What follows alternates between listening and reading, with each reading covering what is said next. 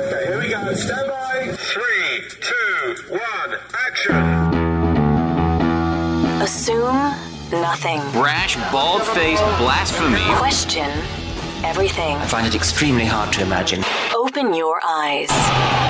It is quite all right to be an atheist. The fastest growing group of people in the country has been measured as being those who have no belief or who are atheists. You don't have to be apologetic or quiet about it. Challenge the opposition. You see religion on 100 fronts losing the argument. And start thinking. This is The Thinking Atheist Worldwide.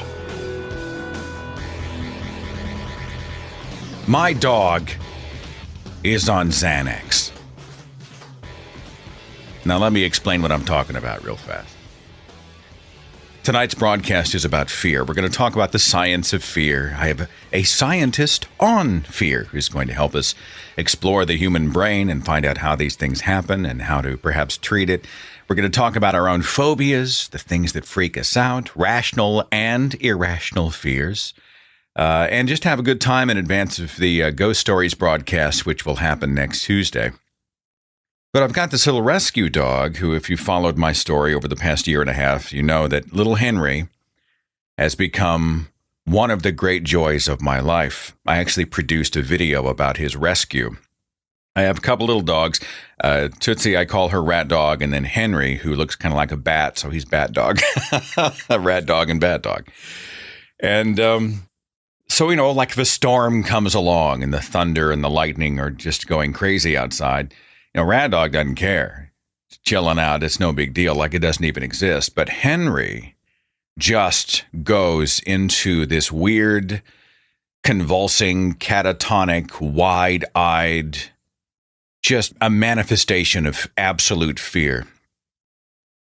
And he had been kept in a cage in a puppy mill where they breed dogs. For the vets estimated his age to be about 8. He was born there, so that's 8 years in a cage, okay, essentially. And they were kept, when he was found, in a mobile home, one of those single-wide mobile homes. There's 100-plus dogs in a single mobile home. So I'm trying to imagine if you have storm anxiety and you're in this enclosed space with 100-plus dogs, and lightning flashes outside the window, and the thunder just pounds this metal room, this metal building. Now, no wonder he's all screwed up. And it breaks my heart every time it happens. In the middle of the night, we'll be lying there. I won't know in advance that the storms are coming. All of a sudden, at 3:30, boom, you feel the entire house shake. And Henry will go from a deep sleep, a deep, restful, peaceful sleep, to this weird, robotic other personality. His body stiffens, his muscles are just like, they're like stone, they're so tight. He walks robotically around the bed, his eyes are wild, and he convulses. His body is just trembling. And he won't be consoled. You can't pet him, you can't put him under the covers, you can't take him to a certain room, you can't turn the lights on. We try not to dote on him too much, right? You don't want to reinforce any negative type behavior, but at the same time, we want to make sure that he isn't in a place where he feels unsafe. Nothing works. Nothing works. I finally talked to the veterinarian about it. This is a few months back. And the vet says some dogs just have such extreme anxiety that the thunder shirt isn't enough. You know, the dark room, the warm blanket, the whatever it is you're doing is not going to be enough. You're going to have to implement some kind of a chemical change. And so my dog has been taking Xanax. For fear. And you know what? That shit works. I mean, he still has anxiety, but instead of, well, you know, here's a scenario. We're in the living room, a storm comes through, there's a clap of thunder outside, boom, and he immediately becomes aware, no matter how loud the music is up or whatever else we're trying to do to distract him. He realizes, oh shit, there's a storm outside. And instead of going robotic and violently convulsing and just sort of walking from corner to corner to corner to corner and exhausting himself with all this fear, he just kind of looks around and just kind of says, hey, what's that? What's going on? What's the deal? Is there something out there? So he's not totally cured, but he doesn't leave us mentally. And I'm a believer. I've told a few people that we medicate our dog for storms, and they're like, "Oh, are you sure that's a good thing? Giving your dog prescription medications for storms, that just sounds like a recipe for disaster." And I used to be that person. So anyway, I've been thinking about that because we're talking about the things that scare us. I've got a dog who he's afraid about everything, but storms are his gold standard for phobia. Now, when we talk about phobias tonight, I would not necessarily recommend that you go out and get yourself Xanax to cope with whatever it is. There are probably some other solutions we need to look at. But it just breaks my heart, So he's here in my lap as I do the radio show tonight, and it was on my mind. We were talking about fear and what does fear do for us? What does it do to harm us? And again, we're going to talk to Dr. Carolyn Rodriguez of Stanford University just a little later on in the show. She does a lot of work with fear and phobics, and we're going to get into sort of what it's all about. So while we're having some Halloween fun over the next couple of weeks, we'll get a chance to increase our knowledge and educate ourselves just a little bit, and perhaps even provide some resources for those people who do struggle with some serious phobias. I was going through the list prepping the show tonight, and there's some wild ones, hugely interesting ones. So your emails, your social media posts, your phone calls will constitute the bulk of the broadcast, plus our interview with Dr. Rodriguez. And we'll get into the material submitted by our guests and listeners here in just a second. We all remember the famous Franklin D. Roosevelt quote, right? The only thing we have to fear is fear itself, which is just total bullshit. I'm sorry. There's a lot of stuff out there that isn't fear that should be feared. I'm just saying. Hunter S. Thompson, the gonzo journalist, said once, "There is no such thing as paranoia. Your worst fears can come true at any moment." Of course, he was a real character. Plato had once said about fear, "We can easily forgive a child who is afraid of the dark. The real tragedy of life is when men are afraid of the light."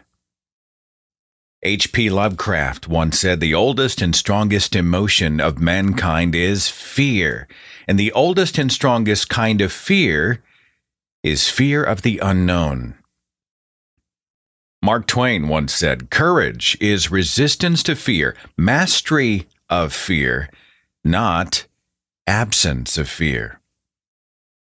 Bertrand Russell, always quotable, once said this, "Fear is the main source of superstition and one of the main sources of cruelty. To conquer fear is the beginning of wisdom." Conquering fear, as we will see tonight, is often very, very difficult, but not impossible. Our first phobia was submitted by Andrew. Andrew said, "I have a phobia. It's sitting with my back to the door in public places." Natalie does that. We go into a restaurant. She will always take the seat where she can see the door, or she's at least not facing the wall. And she says that is a purposeful thing. It actually makes her feel more comfortable. I know another guy, he's into security, home security, and he's totally situational. When he walks into any place, he looks around, he knows where the exits are, he knows where the free spaces are, he knows what seats face where the mirrors in the room. He's totally, I don't know if it's overkill or what, but he's very cognizant of those types of things. Diego said, "Frogs and tiny lizards freak me out." Kirsten said, "I get claustrophobic wearing turtlenecks or jackets or coats around my neck. Legitimate panic attack mode." Kirsten, you are in for a long winter. Is it the sensation of something touching the skin of your neck, or do you feel you're suffocating? Are you being choked in some way, or is it just, what's that about? That's interesting. Amy said, "I'm afraid to put my hand in the garbage disposal because it might get chewed off. Also, if I have to open the washer lid, the barrel has to have been stopped for at least 10 seconds because I am afraid of my arm being ripped off at the shoulder." Tim sent a message and he said, I'm scared of bridges. Bridges, the bridges you drive over in your car and you walk over with your feet. Bridges. This is a thing. It's called Jeffreyophobia. There was an NBC News article that was posted a few years ago on it. The article that I found online was titled, Jeffreyophobics Fear Crossing That Bridge When They Come to It. And here's just a snippet of the article. It says this: for some, the mere thought of or anticipation of bridges brings on panic attack. Their hearts race and palms sweat, and they may also have trouble breathing and feel lightheaded. If driving, their hands death grip the steering wheel. They worry about losing control of the car and veering off the bridge, or of becoming so freaked out that they stop traffic with no shoulder of the road to pull into. Jeffreyophobes are not worried about the bridge collapsing. They're worried about themselves collapsing, says Jean Ratner, a social worker who directs the Center for Travel Anxiety in Bethesda, Maryland. There's a Center for Travel Anxiety? She says a bridge phobia may stem from a fear of heights, and what's at the root of the problem is being scared of having a panic attack and not being able to manage it. This anxiety disorder usually has a sudden onset and tends to strike extremely good drivers, suggests Ratner. It often catches a person by surprise because this was someone who previously had no trouble crossing bridges. Then one day, a panicky feeling occurs on a tall bridge, typically on the first half of it as the car is climbing up the arch. Both the length and the height of the bridge can freak out sufferers who may drive miles out of the way to find an alternative route or make excuses for their travel-related anxieties. A dread of bridges is more likely when the person is doing the driving, but may also occur as a passenger. Interesting stuff. Let's go to the phones. Area code 214. You're on the Thinking Atheist radio podcast. Who's this? Hi, this is Jessica. Jessica, we're talking about the things that scare us. Do you have a rational or irrational fear? I have a very irrational fear. I am afraid of mascots. You're afraid of mascots, like a sports mascot? I'm mostly around sports mascots, but throw Mickey Mouse in there, Minnie Mouse, people that dress up in costume characters. I don't like them. I run away from them. I have a fear of them. I do not like them at all. What happened to you? What, Mom and Dad took you to Disney World and something went horribly awry? What happened? It's funny. I actually had this conversation with my mom earlier this week. I have pictures of me as a little kid, even like hugging Pluto and being around Minnie Mouse. So it was nothing that happened when I was a little kid. My first experience when I realized this was a problem for me was in college. I was interning with this company, and the boss was a really nice guy. He took the entire team out to a Phillies game. And we were in our little box seats or whatever, and the Philly fanatic came to our section, and I happened to be on the aisle seat. And he came up to me, and I freaked out. And I was basically crawling over my coworkers to get as far away from this thing as I possibly could. So hang on, Jessica. That's where I realized I have a problem with it. Philly fanatic. F-A, is it like fanatic? Oh, I see. It came out fanatic. P-H-A-N-A-T-I-C. I just want to get a picture of this. Oh, my God. He is scary. He is a scary thing. He's not normal. What is it? He's green. He's got a blunt nose thing that makes him look like Hubert. He's terrifying. He is terrifying. So I thought it was strange. My friends made fun of me for it, but whatever.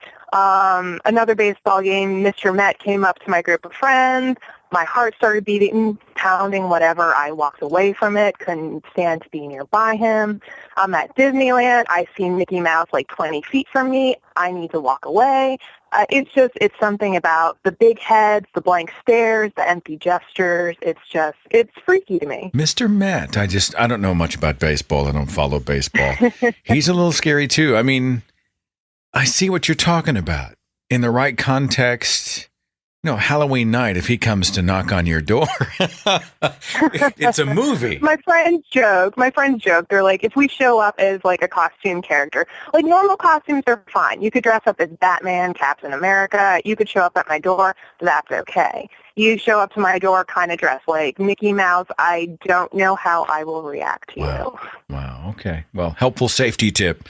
If you show up to Jessica's place, just a warning. She will wig if you do this. That's actually a really interesting and very entertaining phobia. Well, I hope you have a happy Halloween, Jessica. And thanks for sharing this little piece of yourself on the radio. Sure. Thank you. Wes said those tubes of cinnamon rolls that always seem to blow up when you least expect it. Yes, those are terrifying. Those cylindrical canisters where they have the cinnamon roll dough inside and you're supposed to tear the paper off outside, and then without warning, the entire thing just kind of pops open. There's something terrifying about that. Monica said driving up steep hills, basically all of San Francisco, Lombard Street. Yeah, that'll jack you up. Sheila said, I'm completely terrified of earthworms. It's probably one of the least rational fears ever. Because, you know, they're just worms.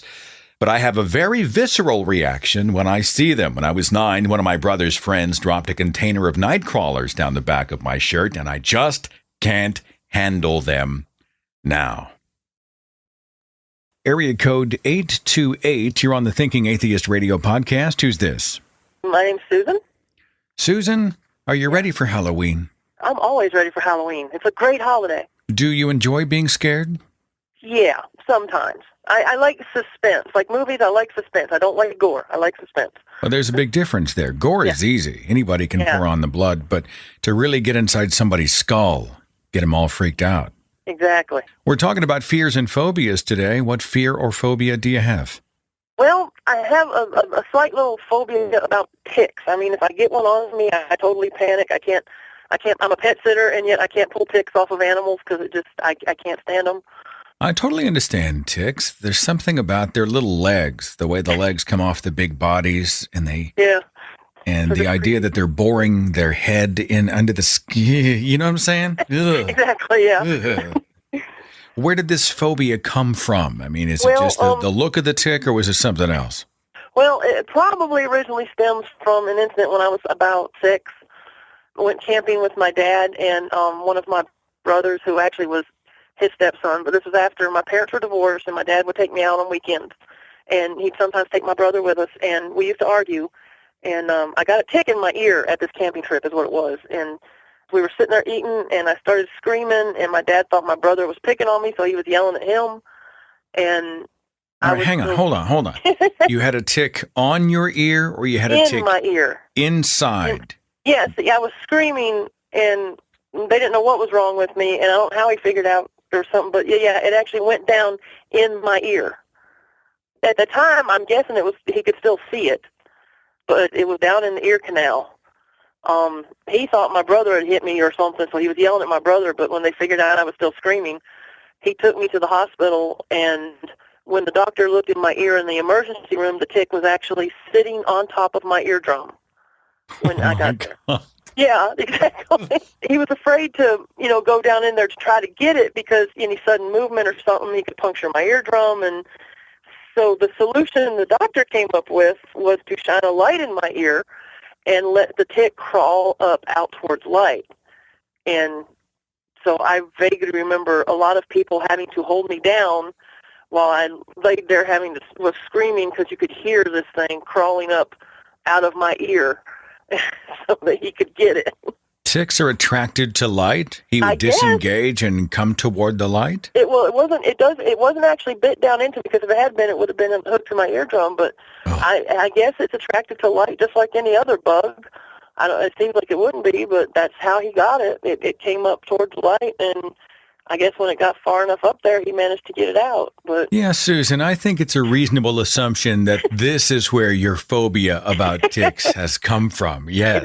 Maybe it's not what is that? Maybe it's not an irrational fear. I don't think it's irrational at all. What a terrifying story. You're 6 years old. There's a tick this close to embedding his head inside your eardrum. Exactly.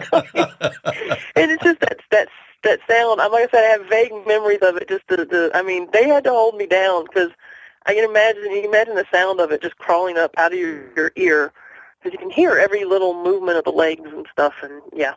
Well, if I was a screenwriter for horror films in Hollywood, I would be taking a copious amount of notes right now because there's probably been something out there close to that at some point. There is. I think there's a monster flick called Tick or Ticks or something. I'm sure somebody sci-fi certainly watched it, but I've heard of it. has blended a tick with some other creature, combined them, and already made the film. But it's well. Thanks for sharing your fear. I hope you and yours have a very happy Halloween. Okay, Susan. No problem. You too.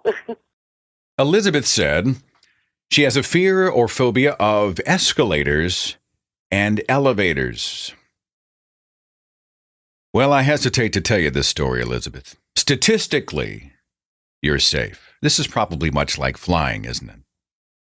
Like the crash really is the anomaly, the freak accident. It's certainly not the norm, nothing that we should be concerned about in everyday life. But this story actually happened, reported July 29th on CNN. A 31-year-old mother going up the escalator at AZG Mall in central China. She had her young son in tow. As she steps onto the top panel, this metal panel beyond the first step of the escalator, the panel gives way and she disappears.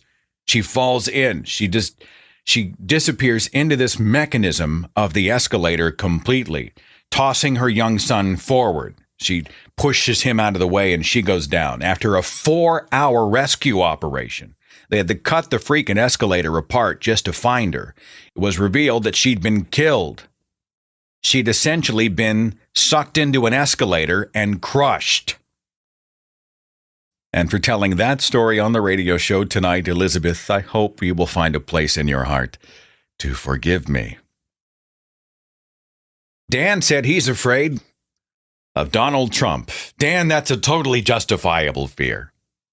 Amanda, the Achilles tendon. People touching it, injuring it, severing it.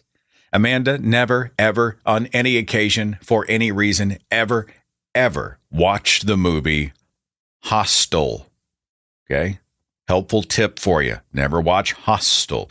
Neil said having blood drawn is a real fear. Terry's afraid of MRI machines. I guess this is common. People who work in the healthcare profession, they have patients that go in there and some sort of claustrophobia and maybe some other things come into play. Many of them panic and crawl out during the scan, some of them screaming. I guess this is a thing. Jeff said he's afraid of sinkholes. Oh, yeah. I totally get this one too, Jeff.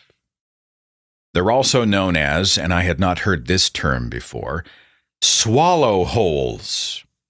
A depression or hole in the ground caused by some form of collapse in the surface layer. They can vary in size. They can be about a meter across to over 600 meters. There's a place in Egypt called the Blue Hole. It's 130 meters deep. Many free divers and scuba divers have died just trying to explore it.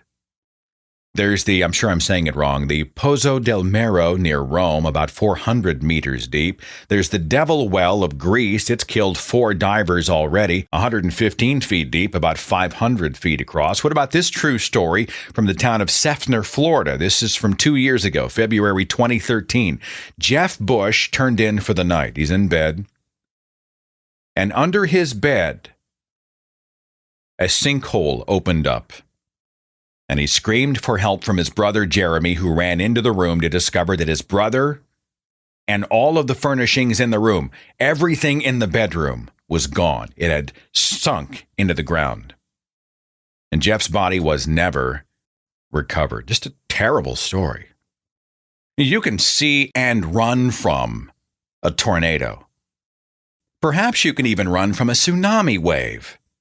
Well, what do you do when at any moment the very ground beneath you may disappear and you become swallowed by the earth itself? That is terrifying. Karen says she hates putting a tight shirt or long dress over her head for more than a second or two. If it's on for more than a second, covering her face, her eyes, she anxiously wants to just rip the thing just to get free. Tim said he's been clinically diagnosed with emetophobia. I hope I'm saying that right. Emetophobia. Emetophobia, the fear of vomiting. Eric said balloons popping. Oh, yeah. Yeah, that's nasty. Azrael said this, you'll probably get a laugh out of this, but I have a fear of cute things. My logic behind this is that the scariest things are the ones that are the most deceptively harmless. If something seems harmless to me, in the back of my mind, I have the voice saying, what if this is just a facade? What if it is subversive? And above all else, what happens when your back is turned? So what are we talking about, Azrael? We're talking about like Teletubbies and stuff? Puppies and kittens, those types of things? Kathy said, scraping my teeth on popsicle sticks is a fear. Curtis is afraid of funeral homes. Stephen said, the funeral home converted into a Burger King. Now, hang on just a second. I saw this and I searched for the story, Stephen. I couldn't find the Burger King that you are referencing. A funeral home converted into a Burger King I could not find. I'm not saying it doesn't exist. I'm saying my Google search was futile. However, when I was searching, I stumbled across this story from back in January of 2013 about David S. Kime, K-I-M-E, of York, Pennsylvania, a man who loved life and apparently loved him some Burger King. He died at the age of 88. So his love of fast food apparently did not shorten his lifespan in any significant way. And as a tribute to this guy, the funeral procession took a detour through the Burger King drive-thru at the corner of Route 30 and Pennsylvania Avenue. And everybody in the procession ordered David's favorite sandwich, which was the Whopper Jr. The chapel gave advance notice to this particular Burger King so they could have the burgers prepared and ready. And as he was driven to his final resting place, David Kime remained a Burger King buff to and through the very end. Now that is how you send somebody off in style, people. All right, we've been talking quite a bit about fears and the phobias we have. Let's talk about the science of fear just a little bit, since it is, after all, the title of our broadcast. My special guest, who I'm so privileged to have, is Dr. Carolyn Rodriguez. Dr. Rodriguez is a Harvard graduate and an assistant professor at Stanford University, director of Rodriguez Lab. She had authored an article published a couple of years ago in the Huffington Post called Outsmart Your Brain, Use the Science of Fear to Tackle Your Biggest Challenge. And once I saw the article, I thought she'd be great for the broadcast today, and she's been kind enough to join me. Dr. Rodriguez, thanks so much for being here. Thank you so much. My pleasure. I stumbled across your writings about fear, kind of the science of fear, and I became instantly fascinated. But first, I want to start with kind of your background. What do you do at Stanford? At Stanford, I'm the director of the Rodriguez Lab, and what we look at is trying to develop new treatments for individuals with obsessive-compulsive disorder and hoarding disorder. I have a real interest in how the brain develops anxiety disorders and what's the best way to treat them. And obsessive-compulsive disorder and hoarding disorder are two of those types of anxiety disorders. Like, I have to do this or else something will happen kind of a thing, or what? Right. Well, the field is actually shifting in terms of the exact definition of what's an anxiety disorder and not. But in obsessive-compulsive disorder, what we do know is that individuals have these intrusive thoughts, and it causes them a lot of anxiety, and they have to do these kind of compulsive or repetitive behaviors to decrease that anxiety. If you don't flip the light switch off 25 times or whatever, I have a fear something bad will happen? Exactly. So some individuals have a fear that will cause a fire, if they leave the lights on. For some, it can be something a little bit more called magical thinking, where if they don't arrange things in a symmetrical way, then their mother might die.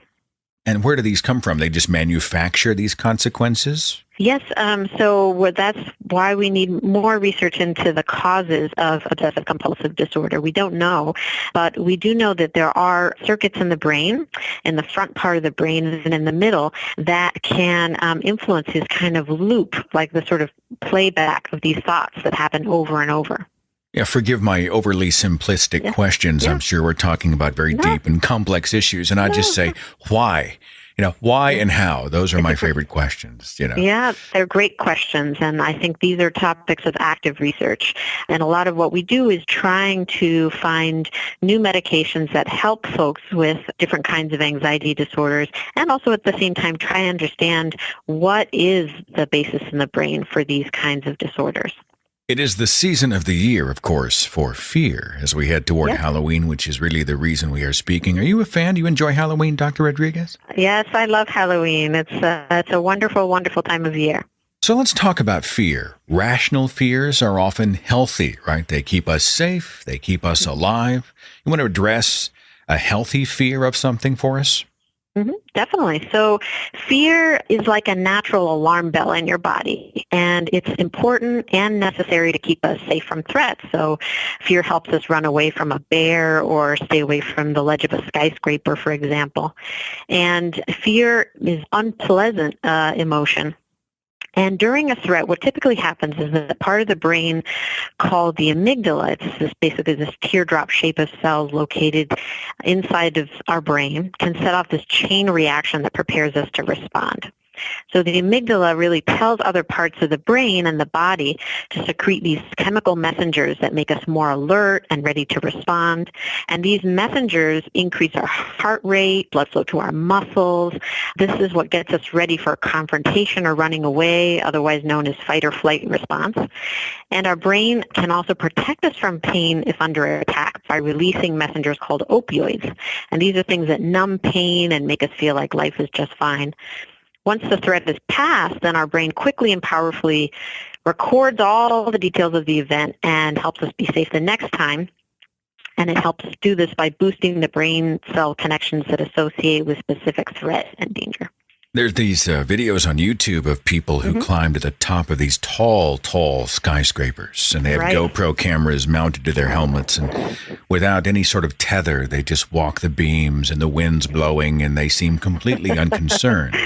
Right. And I look at them, and if it was me, I would be down on all fours, probably actually chest down to the roof of whatever building it was. I would be clutching. I would be unable to breathe. I would be frozen with fear. What's the difference between them and me? Why is it an adrenaline rush for them and an episode of just terror for me? Yes, definitely. Well, I completely empathize. That is a very scary situation. I would feel the same way.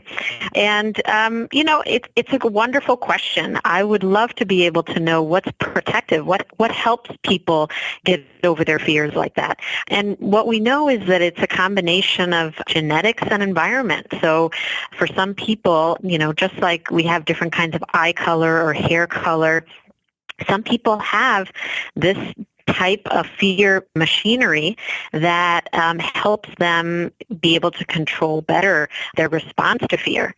And some people are just born where it's a lot more difficult and a lot more challenging. It's like Jeb Corliss, who puts on the bat suit and jumps off the cliff and flies all the way down. It's like he needs to have this in his life, or else he just doesn't feel like he's truly living. And I can get the same rush with some Mythbusters and a cup of coffee. It's just weird. Right. It's true. Yeah, people are wired in different ways, but it's also part of your environment too. Let's say you come from a family of daredevils, and it's just from a very early age you've been exposed and actually taught in a methodical way how to face your fears. This can actually change the fear circuitry or machinery that you have to make you more resistant to being negatively impacted by fear. So we've established rational fears can help us, right? It's healthy for me to have a fear in some instance of a dangerous animal or a fear of walking into traffic, those types of things. But what about irrational fears? Someone has a fear of the monster in the closet or spiders or something else. Can you speak to irrational fears, the weird things, the idiosyncrasies we have when it comes to fear that we just think, well, I shouldn't be afraid, but I really am? So like we were talking about, the body has this natural way of responding to fear, but sometimes this process can go awry, and some people can feel all the physical feelings of the fight or flight response, but they have an exaggerated response. It actually causes impairment. That's really where the line is crossed between something that most people would be afraid of from day to day and people that actually go on to suffer from an anxiety disorder of some type. Some people develop phobias. Phobias are very common. Over their lifetime, 11% of people will have a phobia. And in these situations, even, thinking about a particular object or approaching it will result in fear that is unreasonable and excessive. So, for example, let's take a snake or even a spider. Any of us would feel a little bit like the hair stand up on the back of our neck if a spider is crawling on their arm.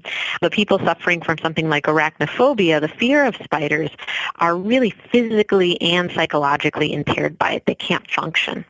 I'm doing a presentation around the country that talks about a study that came out of the University of California's Department of Psychology, where they have a theory that just the sight of a snake, a legless reptile, triggers an automatic fear response in the primate brain. And their theory is that this is a holdover from our deep ancestry when venomous snakes posed a significant threat to our survival.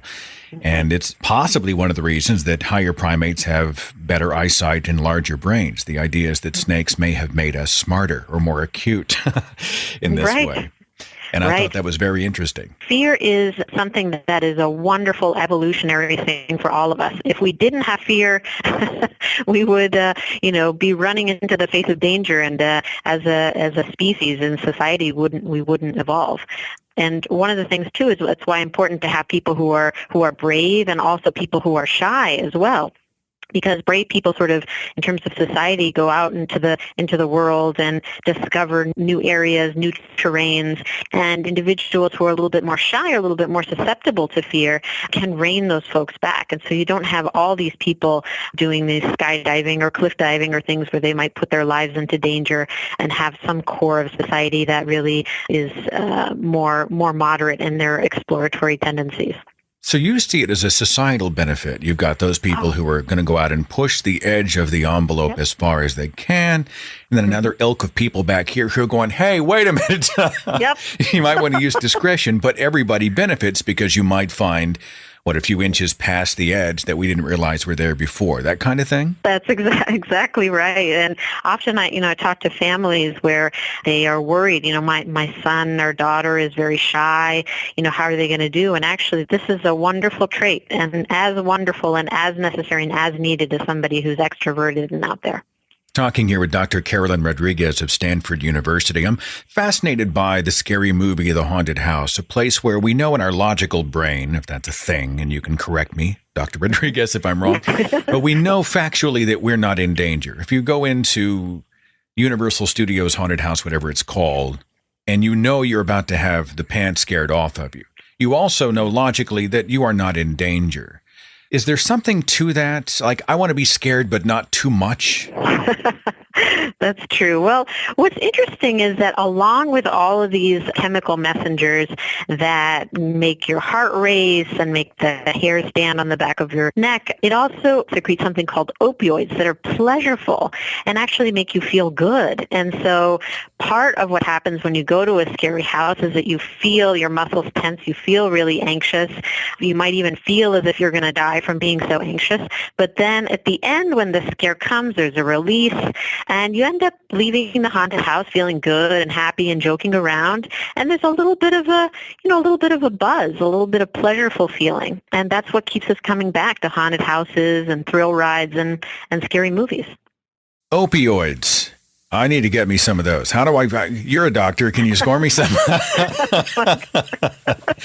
I'd like to feel some of that, It's funny because it's natural. It's a natural opioid. So actually doing something that scares you a little bit is actually just great for your brain. So for example, a couple years ago, I was nervous and scared to learn how to swim, and I enrolled in adult swimming classes. And, again, you sort of feel this like heart racing. I would look at the pool and feel a little bit dizzy. But little by little, challenging yourself in those ways, you can get a natural opioid rush or endorphin rush, and it actually helps you associate the sort of fearful thing, like being scared of drowning, with something pleasurable, like, I can do it. I can do these strokes, and I am going to be able to swim. So you can do it yourself. So if it is important for us to occasionally face our fears, and you deal with people a lot who need to break through some kind of wall, they need to get to a point where they're not just in a debilitating, paralyzing fear, but they can participate in the world around them. Do you get them to, quote unquote, face their fears? If they have a fear of spiders, do you introduce them to the spiders in some way? If they have a fear of the outdoors, do you walk them one step at a time? How do you approach facing your fears? That's exactly right. So for individuals where they have anxiety disorders or their fear circuitry is gone awry in these different ways that we've been talking about, there's something very specific. And there's been a lot of research in this area to try and help people face their fears with something called cognitive behavioral therapy, or CBT. And there's a part of cognitive behavioral therapy called exposure, in which individuals basically face their fears, making a list of the things from least feared to most feared. And they walk up this sort of like the rungs of a ladder with a coach or therapist. And it can be really helpful to slowly desensitize you to those things that make you afraid. And that's actually how we treat people with certain kinds of anxiety disorder. I'm trying to think of the things that scare me. I have this phobia about treading water. I used to be a scuba diver. Being under the water was fine. Treading water, being above, and thinking there was something large below me. Mm-hmm. That was always a phobia. Right. When I was a kid, it was the monster in the closet or under the bed. Country music. I've got several. Country music, that's funny. What scares you, Dr. Rodriguez? Do you have anything that you would admit to that you think, I still kind of carry this with me? For me, fear of drowning is the number one fear that I have. And being able to face a fear and be able to take these adult swimming classes 2 years ago really helped. But still, the sight of open water, I still have thoughts like, can I remember how to swim? What if the current is strong? So I think all of us have different kinds of fears throughout our lives, and they can sort of wax and wane. And by practicing and facing your fears, you can actually make them get a little bit better.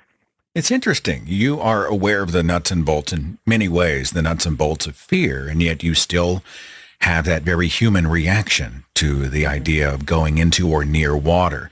Do you have that conversation in your head? I'm a doctor. I do this for a living. I know this stuff. I shouldn't feel this way, but I still do. Does that go on? Yes. Were you there when I was having my swim classes? That's exactly right. So, I just, would get to the edge and feel anxiety and pull back. And that's why it's really important to see a professional. So I went to a professional swim coach who knows how to teach things like, well, first, why don't you just sit down with me here and put your foot in the water, and then you kind of get used to it. Nothing bad is going to happen if you put your foot in the water. And similarly, when you go and see a professional therapist, they can start with you in a place to try and conquer and face your fears that's reasonable, and they'll help you through it. Well, that leads me, I think, to my final question, and you sort of half answered it, but I want to go a little deeper. I want the show here to bring benefit to people who might be dealing with fear in perhaps an unhealthy way. Let's say that they have some sort of debilitating fear, or it's brought some real negativity into their lives. You said therapy, find a professional. Is there a course or a way to find someone who's not using, chakras and shark cartilage and non-scientific ways of handling it? Is there a resource you'd recommend for people who are trying to get over some kind of fear? Definitely. There are professional organizations, and they have a lot of different kinds of resources. So the first step I would say is get information. And you can get that from the American Psychiatric Association, American Psychological Association. There's also the Anxiety and Depression Association of America, ADAA. These are great resources for finding out more about resources for different kinds of therapy, talk therapy, medications that can be helpful for you. So really, the first step is to educate yourself. For those people who have tried a lot of these things and it's been difficult to find help, I would say don't lose hope. There are a lot of great clinical research trials going on, and you can go to clinicaltrials.gov, and you can actually do a search by the type of disorder. If you have obsessive-compulsive disorder or hoarding or specific phobia, there's a lot of different kinds of research studies available where you can get access to experts who are doing the research in the areas right now. So you dressing up this year, or are you just going to answer the door when the doorbell rings? Hopefully all of the above. I love Halloween, and I really enjoyed listening to your Scary Stories episode, particularly your ghost story. So it actually did make me scared, so good for you. That is the best compliment you could give me. Dr. Carolyn Rodriguez, assistant professor at Stanford, director of the Rodriguez Lab. And thanks so much for your time, for your perspective on fear, and I hope you and yours have a happy Halloween, okay? Thank you so much. Do you know what sleep paralysis is? I caught a documentary on it just a few nights ago on Netflix, and I thought it would bear mention for the broadcast today. Sleep paralysis is essentially when someone is in a dream state, but their body is in a transitional stage between wake and sleep. So they're paralyzed, they can't move, and in many instances, they experience these terrifying hallucinations that they can't wake up from. Many of them say they can't breathe. It feels like they're being suffocated. I myself have this happen a couple times a year, much to the chagrin of my poor wife. I was talking to a theist on the radio a few years ago, and he was attempting to prove the supernatural by describing this phenomenon, sort of a blending of the natural and the supernatural world and demon activity and whatnot. And it didn't ring a bell with me at the time, but I had people in the comments section and in my own email inbox say what he's describing is just sleep paralysis. You should check it out. And so I did some digging, and it was like, oh my God, this a couple of times a year, this very thing happens. I just didn't realize it was a thing. I didn't realize it had a name. So the documentary, The Nightmare, is on Netflix. It's directed by a guy named Rodney Asher. No big spoilers or anything here. I'm just talking in a general way about the film. And honestly, The Nightmare does a really good job of recreating the kind of surreal, paralyzed terror that one feels in sleep paralysis. You know, the reenactments are sometimes creepy. Sometimes they cross that line between creepy into just cheesy. You just go, oh, come on. You'd be self-conscious. You're trying way too hard. But there were a few times when they, showed the dark figure in the room, and I just got goosebumps. I got the chills. It was genuinely scary. Scary because it is familiar. But I can't recommend the movie as a resource for understanding sleep paralysis because the film isn't really interested in education about sleep paralysis. Not one scientist interviewed, not one physiologist, not one cognitive neuroscientist, not one sleep expert, not one. Not one person with any expertise in the functions of the brain. None of the subjects submitted for any documented sleep trials or sleep analysis. Nothing. Over and over and over and over and over. It's just these poor people relaying the stories of these horrible visions that they have many times every time they go to sleep. I mean, every time they drop off, they have to expect this to happen. And then they give their own subjective, non-scientific opinions about all the crazy shit that their brain had done the previous night. Over and over and over, it's just one dream after another, one terror after another. Yeah, we get it. After 45 minutes, I'm thinking, I understand what you're trying to say. It's scary. Where's the science? Where is the message here beyond it's scary? And unfortunately, that's all The Nightmare wants to do as a documentary. It just wants to try to creep you out. If I spend 90 minutes focused on a particular subject. I want to come away understanding more about the subject. Now, it might provide a couple of benefits. It might help people who've never experienced sleep paralysis understand what their friends are going through. I think that has merit.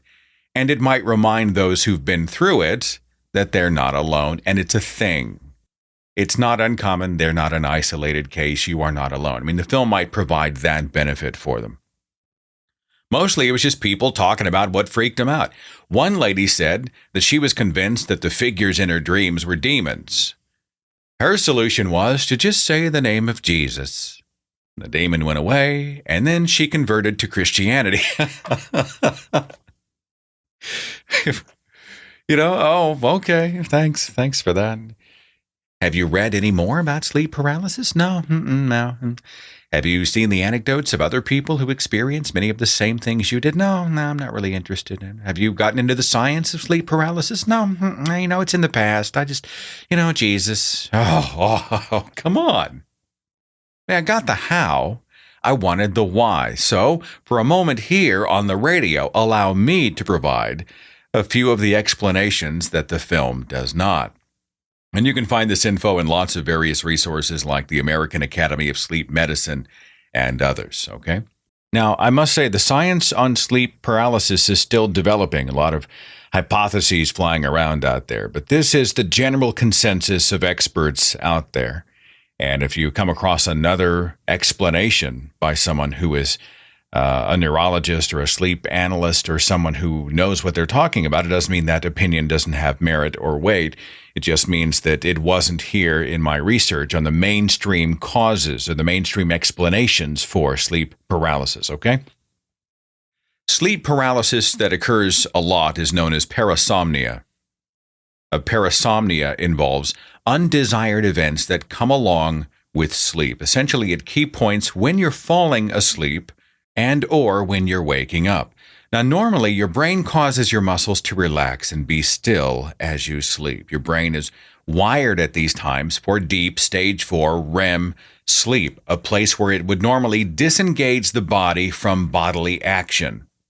Otherwise, you would be physically acting out all your dreams, right? If you dreamed you were running, your body would be physically running. So the brain disengages. This stage is called atonia. And sleep paralysis seems to happen when atonia occurs while you are, at least partially, awake. So you're semi-conscious, or at the very least, you're not in a REM sleep state, but your brain keeps you partially or completely frozen in place as if you were.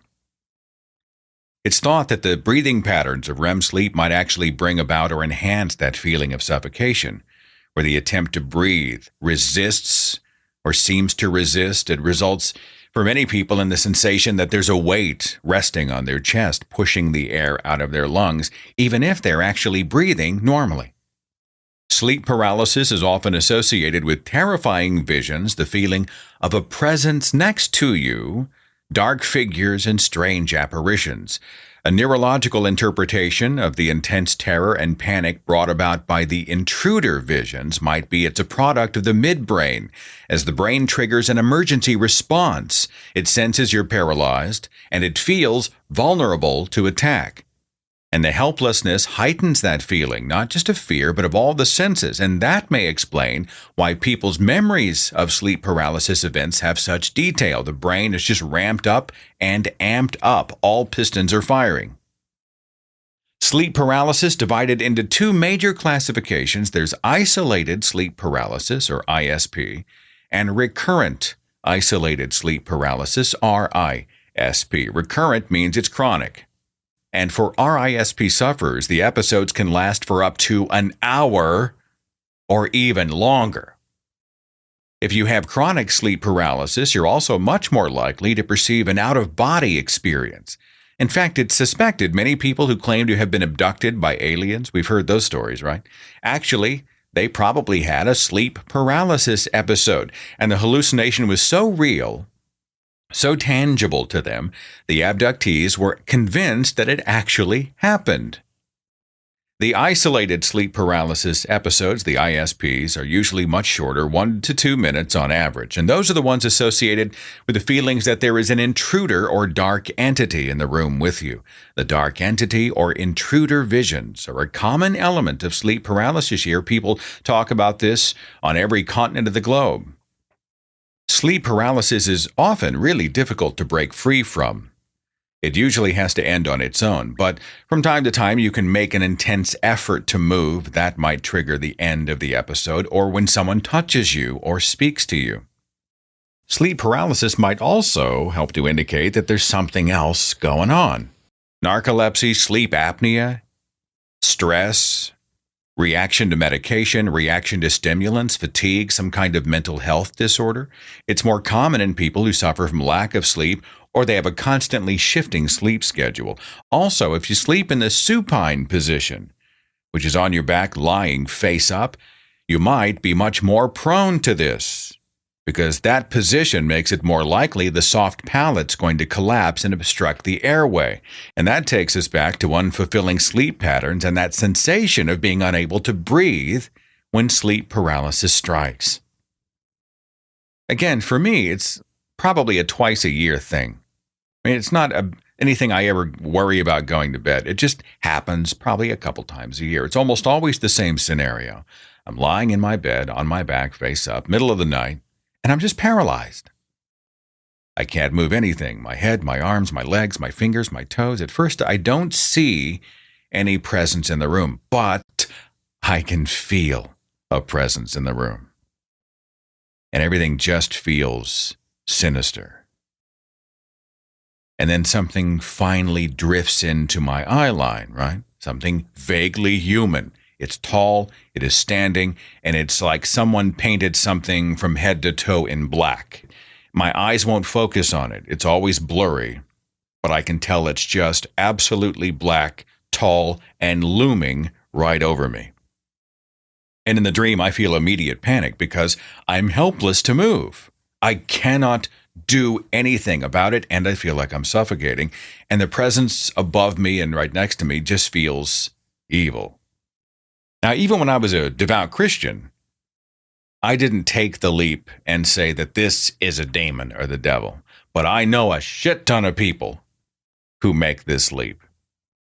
It's interesting that sleep paralysis was once considered demonic, as the incubi would sit upon your chest. In fact, the Old English word for incubi was mare. So the mare in nightmare actually referred to this demon, the demon who would come at night to terrorize you and suffocate you. That's where we get the word nightmare. Last thing, real fast, if you do suffer from sleep paralysis and it's chronic and it's genuinely affecting your life, don't give up hope. Over 6% of people have experienced this phenomenon at least once in their lives. And there are a lot of stories of people who have managed to overcome some promising solutions out there, ranging from the adjustment of sleeping habits to the reduction of stress to the possible effectiveness of prescribed drugs for the more serious cases. And obviously, these conversations start with your physician and or a sleep specialist. And to the producers of the nightmare, I just covered more actual data about sleep paralysis in a few minutes than you guys did in 90. I'm just saying. I just want it on the record, okay? Here's an example of someone who overcame. Talk about facing your fear. Her name is Amanda. She sent me an email. She said, "My fear has always been clowns." Now, we get a lot of clowns every time we talk about fear. People say clowns are scary. For me, it started with Poltergeist, 1982. Clowns, yeah. Amanda said, "The happier, the scarier. I figure if they show up looking all evil in the first place, you know what to expect, but the happy ones scare the hell out of me.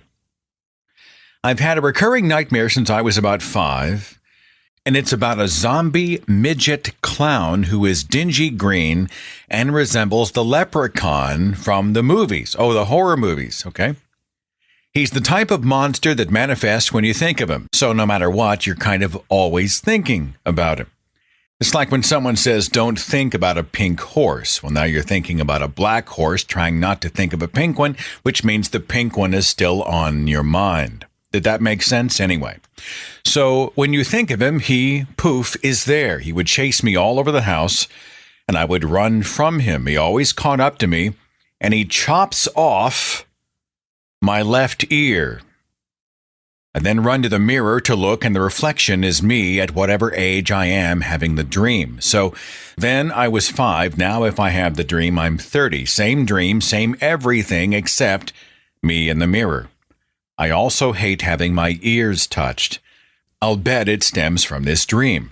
How I got over it, then and now I've always loved Halloween and horror, so one Halloween, I mentioned I wanted to maybe be a terrifying clown. Everyone said I'd never be able to do it. The one thing you don't do to me is tell me I can't. So I dressed up as a super terrifying clown. And since then, I'm not as phobic about them. In fact, it's reversed to a fascination of the creepy clowns, and I love pictures of them, the scarier the better. But those damn happy ones, I still don't trust. I have attached a photo of my first clown costume. I know the radio audience cannot see it.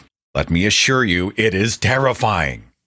Amanda, if you dressed up as this, score. Congratulations. Well done. You've overcome something, and now you're probably somebody else's nightmare. If I can quickly sort of describe what I'm looking at, it's a large tuft of green hair, sort of bobbed on each side. The hair has a metallic, sort of a tinsel look to it, almost like fishing wire that's been bunched all together to lime green. White makeup on the face except for green around the eyes, and then dark black right around the actual eyeballs themselves. Very long black eyelashes. There are black lines coming down, the standard clown lines of the white face. A red nose, black lips. The teeth are all rotted out. The chin has been elongated, so where the normal rounding of a human chin would happen, this is almost like the Joker on crack. The chin goes way, way down. So you've got this very long white face with a gleefully fierce, predatory stare on it. And of course, the head is attached to this multicolored, very happy-looking clown suit. So it's this weird mix of sensations, the colors that normally would make you feel happy and good if you saw a clown at the circus or at the fair. Well, on top of that suit, you see just a horrifying face that looks as if it's about to devour you whole. Amanda, congratulations on conquering at least partially your phobia, and well played. Laurie sent a message about how she'd overcome her fear. She said this: when I first started going through medical assisting training, I was scared of watching anyone draw my blood. I could draw on other people, but knowing the needle was going into my arm was too much for me. I basically did a mental meditation where I told myself I was watching a movie, or that it was someone else's arm, and it went away over a week or so. Now I have no problems. Not to say I want to see it, but if I do, I won't get worked up anymore. Lori, thanks for the message.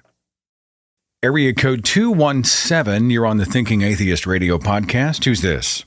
Hi, this is Deb. We're talking about fears and phobias today. What's your fear and or phobia? Mine is rather odd. It's a fear of taxidermed animals that used to be alive and now are dead and have been stuffed, and they're on display. So did you have an encounter with one when you were a kid or something? What happened? Did I ever? My father, well, I'm 58 years old, so this is an old phobia. My father was a biology teacher, and went to be a biology professor, a botany professor at a university. But when I was about 5 years old, this man was a wonderful man, but he had a very childish streak in him. He took me to the Museum of Natural History in Chicago, just a daddy and daughter day, which was marvelous. And most of it was great, except when we went through the reptile room, where all these dead stuffed coil snakes were behind glass. And he would sneak up behind me while I was fascinated looking at them and say, "It's going to get you," and grab me from behind. Oh. And he did this enough times that by the end of that whole walk through that area, I was shaking like a leaf. Scarred, psychologically scarred by your own father. It's a travesty. By my own father. And he wasn't even an abusive man. He just didn't understand what he was doing to me. But it got to the point where years later, I still cannot sit in a room with a crouching anything. Or I even went and visited somebody who had a stuffed squirrel on the newel post of their staircase, and I had to leave. Wait, you know somebody who stuffed a squirrel and displayed it in the house? I live in the Bible Belt of southern Illinois. They probably ate the meat then, and then they stuffed the rest of him and put him on display. I guess, yeah. This was a guy I had a date with one time, and all the way up the staircase, they were squirrels. You go, wait. Now, is it a blind date? Hi, I'm Deb. It's nice to meet you. Holy shit, you've got stuffed dead things watching me in the living room, or what? It was the last date. You've heard the story about that guy, the Dutch artist, Bart Jansen. His cat Orville was struck by a car and killed, and I guess he must have been really attached to the cat or had just a twisted sense of humor. And so he had the cat stuffed with legs outstretched, and he mounted propellers to the legs and turned his cat into a helicopter. Have you heard that story? Oh, no. Deb, there's video on YouTube. There's video of the flying dead cat copter on YouTube. So if your baby's stepping out of your phobia, maybe you can laugh as you're horrified and see both at the same time, okay? Oh, no. Maybe it's your worst nightmare. You look out the window and there's a levitating cat copter staring you in the face. Well, I hope you and yours have a wonderful Halloween, and thanks for sharing your phobia on the radio, Deb. Happy Halloween to you too, Seth. Area code 570, you're on the Thinking Atheist radio podcast. Who's this? Seth, this is Jason. How are you? I'm well. Hope you're doing well. Thanks for being a part of the broadcast. What's your submission tonight? What phobia or fear do you have? Well, I have a very bad fear of getting hit with a foul ball at a baseball game. What does that stem from?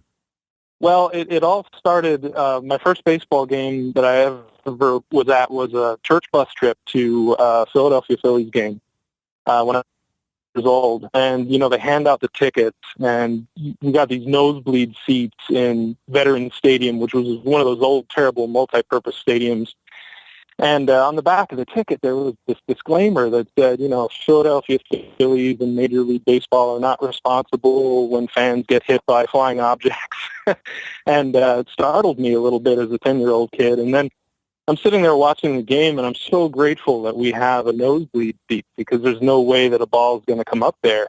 And a couple of years later, I went to my second baseball game, which was at a minor league park in Reading, just little old Reading Municipal Stadium.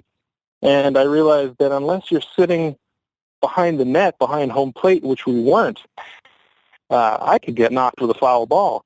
And everyone that came over in our general direction, I just kind of winced and crouched and got into the fetal position and just got out of the way.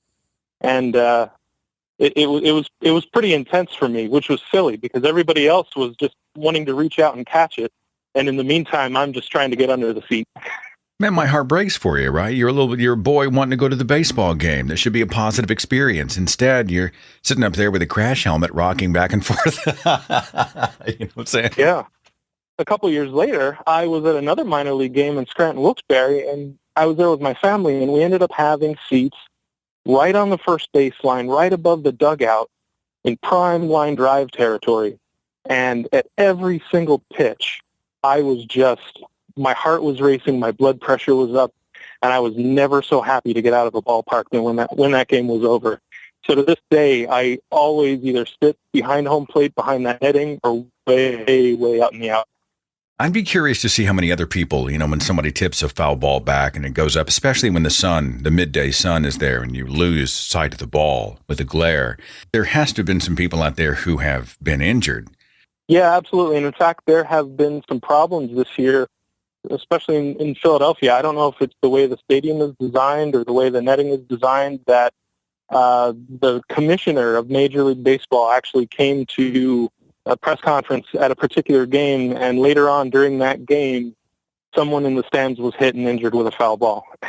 It's supposed to be a positive experience. I'm trying to think of what the percentages are. There are tens and tens of thousands of people at a Major League Baseball game. What are the chances that I'm going to be the one who gets pegged? You know, that's the thing that's going through I'm doing the math, Jason. Exactly. Oh, my goodness. Well, that's a great phobia. I'm curious if anybody else shares this phobia. Does the foul ball freak you out at a baseball game? Just comment about it. I'd be curious to see that. My friend, thanks for sharing your story and your phobia on the radio, and it's very entertaining stuff, my friend. All right, take care, sir. Here's a fear story that just might give you pause. And like most scary stories, it's scary because this one happened in the real world. Have you ever heard of a phenomenon called Intraoperative Awareness? Well, let's say you're going to go in for surgery, like Jacinta Richmond did, for reconstructive surgery on her face, on her jaw. And so she was placed under general anesthesia. And sometime during the actual surgery, the invasive surgery on her face, Jacinta woke up.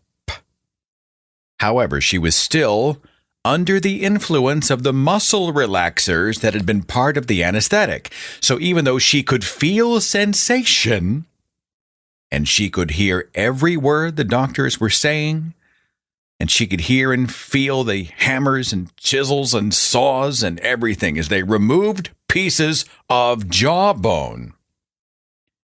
She was powerless to move, to even twitch, to indicate to anybody in the room that she was no longer really asleep. Intraoperative awareness. It affects a very, very, very, very, very, very, very tiny percentage of people. And it has to be said that even those who do awaken during whatever procedure they're undergoing quite often can feel pressure, but they feel no pain. They're awake, but it's not a painful situation. But still, even a tiny number, right? Even a tiny percentage is still a percentage. It's still a number. It still could be you. That is scary. Claudia said, I'm terrified of sidewalk grates, especially the ones I can see deep below them. It's important to say I have skydived from 10,000 feet. So you jump out of a plane, but you're terrified of the sidewalk grate. There was a Seth, not me, another Seth, who said this. I had irrational fears throughout my life. When I was a kid and it was late, I always had to turn on every single light leading to the bathroom when I needed to go. Why? Because there was probably a monster that was hiding in the shadows to get me. As I got a little older, it was no longer scary monsters with big sharp teeth, but instead a shower curtain. I knew that there was nobody behind it, but my mind thought otherwise, like someone has nothing else to do with their whole day but to hide behind my shower curtain of all places just so they can pop out at me and get me. No, not hide in a closet or another room that isn't used too often. That would be a bit more comfortable, but I think I'll hide behind this shower curtain and wait for Seth to take a shower, and then I'll jump out at him. You would think a serial killer or an evil clown could make better use of their time. Now there's another fear. My mind will always think up phobias I've had as a kid and incorporate them into new fears. You hate clowns and shower curtains, so it turns out that there's a sadistic clown hiding behind your shower curtain this morning, waiting to kill you. Seth, thanks so much for that. A whole lot of people mentioned a fear of shower curtains, or what's behind them, or what's under the bed, right? Compelled to check constantly when they walk into the bathroom or whatever room they are in. These people are going to recoil in horror at this story, reported in March of this year by Hillary Hansen of the Huffington Post. Quote, do your friends, lovers, and family members mock you for your compulsion to check your home's every nook and cranny for intruders before you go to bed? A 61-year-old woman was simply looking for her cats when she reached under the bed at her Palm Springs, Florida home Tuesday night, the Sun-Sentinel reports. Instead of her lovable fur balls or a couple of jingly toys, the woman, whose name has not been released, touched human skin, a police report obtained by the Sentinel has said. The man under the bed, who police later identified as a 25-year-old, fled the scene. He's accused of taking a gold anklet and a digital camera, and he's facing charges of burglary, grand theft, and resisting arrest. If this story isn't enough justification to double-check your living quarters every night, just close your eyes and think about the man who slept more than 8 hours without realizing there was an 8-foot crocodile just underneath his mattress. And that's a whole other story that is linked in this article in the Huffington Post. Margaret said, "This may sound odd, but potato eyes. I find them so overwhelmingly repulsive that I can't even think of them without shuddering." Potato eyes. Fred says, "I cannot really explain my fear without telling the whole story, so here goes nothing. This began when I was 12.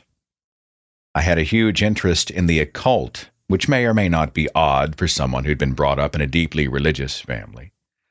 My mother decided, in an attempt to be ever supportive, to buy me several books that dealt directly with the subject, one of which was the Amityville Horror. Oh, wait, your mom bought you the Amityville Horror? During one chapter, the main male character wakes up and goes outside to check out a noise. While outside, he looks up and sees his daughter standing at the window, and above her head is the grotesque head of a feral pig with glowing red eyes. That sent me into fits of sleeplessness, which developed rapidly into insomnia and a definite paranoia that if I closed my eyes, that demon pig would appear above me and do something. I don't know what, but something. For a few months, I averaged only a few hours of sleep a night, which caused everything to have a rather ethereal feeling, almost dreamlike. Then I was assigned Lord of the Flies to read for school.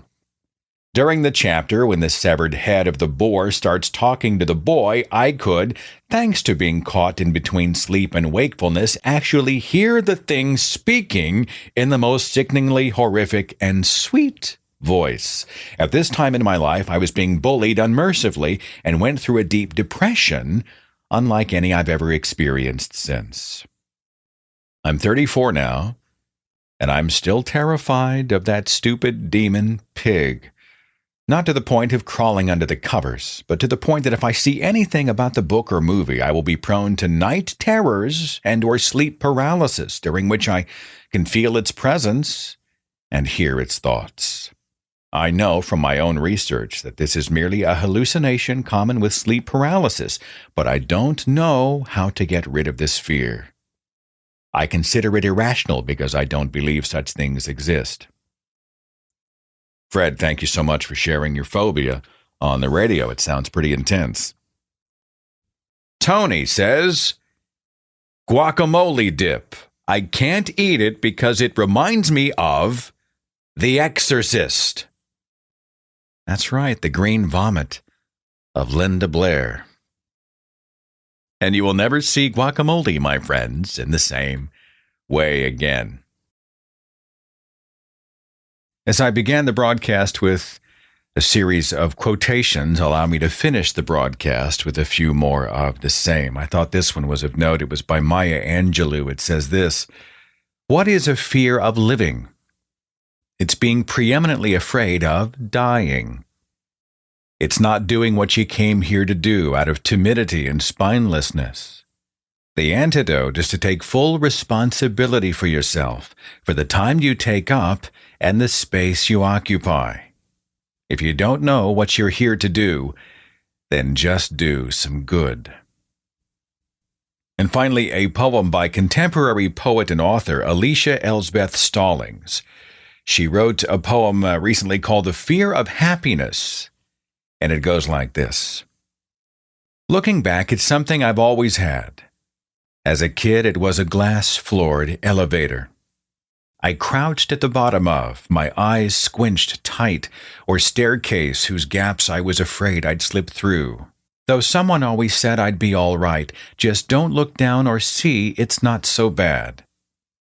The nothing rising underfoot, then later, the high dive at the pool, the treehouse perch, Ferris wheels, balconies, cliffs, a penthouse view, the merest thought of airplanes. You can call it a fear of heights, a horror of the deep, but it isn't the unfathomable fall that makes me giddy, makes my stomach lurch.